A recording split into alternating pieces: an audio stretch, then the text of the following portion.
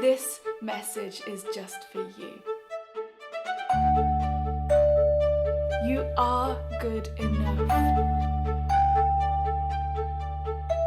This is the episode for you.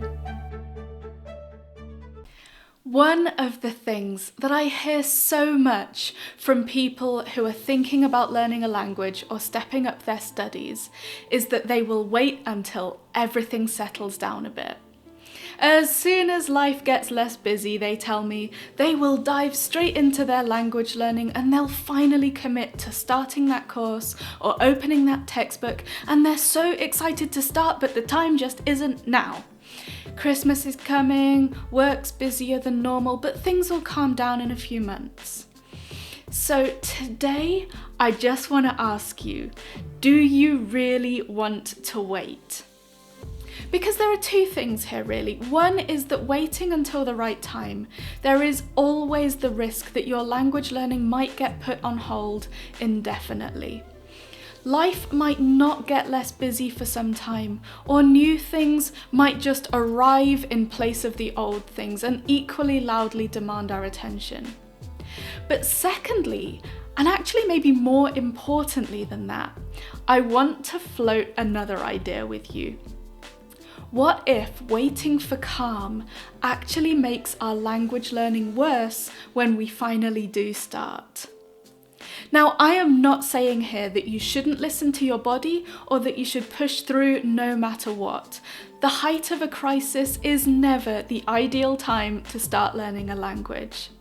But what I am saying is, what if you made yourself a learning plan right from the start that considered the absolute busiest, most tired version of yourself?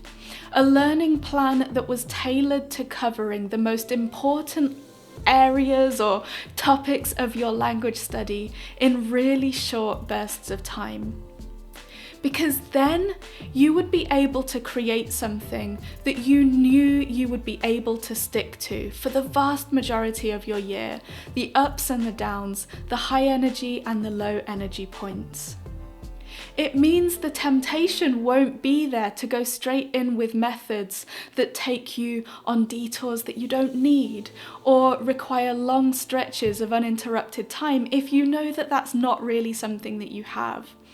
And then by the time things do calm down, you've figured out what works for you, you've covered the basics, and you can work out how to make use of the extra time that you can now give to your language, knowing that you've got a full toolkit of really efficient methods up your sleeve. You've set up a system of the core necessities, and you have the freedom to go from there. And the same applies with money. If you want to learn a language, don't put off starting until you have more money or you get a pay rise or life gets less expensive. Start now and see just how far you can get with completely free resources in your language. I bet you will be surprised. And then when the money does come, you can start paying for things if you decide that they'll enrich what you already do. But all the habits and a lot of the groundwork will already be in place. And you will be in a much better position to decide what you actually need to pay for.